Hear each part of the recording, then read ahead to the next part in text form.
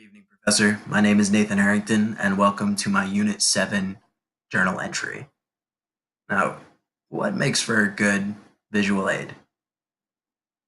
This is the question that you ask us to reflect on in this week's journal entry, both looking back at what we did well in our Unit 6 presentation and looking ahead at our Unit 9 presentation and seeing what we can improve upon, what we can build upon. Chapter 13 of the textbook clearly outlines specific guidelines one should follow when using a visual aid in a public presentation. An effective visual aid is accessible. It is only displayed when it's being specifically referenced to and utilized and then set aside. The presentator will speak to the audience and his listeners, not to the visual that he's using. That presenter will have rehearsed this over and over again in order to get the timing down perfectly and maximize the effectiveness. And finally, you should have a few backups. Machines are known to fail, and you don't want to be caught without any sort of handout in the case that your computer fails to boot up. Now, when we're going through this, I'm looking back at my Unit 6 assignment, and I think that I used visual presentation fairly well.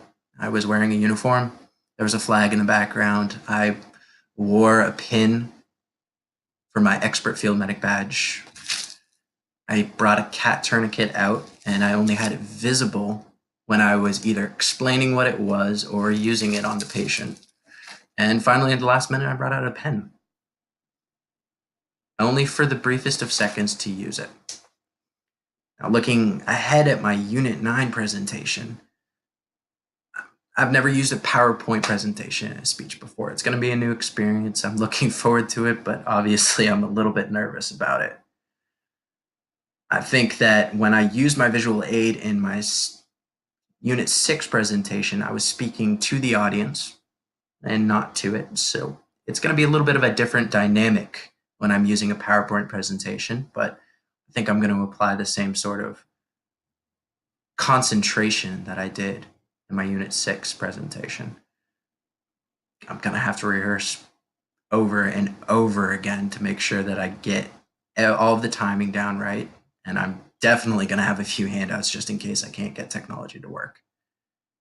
And finally, when I'm actually building the presentation, the PowerPoint itself, I'm going to make sure that I choose the correct font, color, and background that's going to effectively maximize conveying the message that I have to give rather than distracting and detracting from everything that I'm trying to present you with. Thank you for your time, Professor.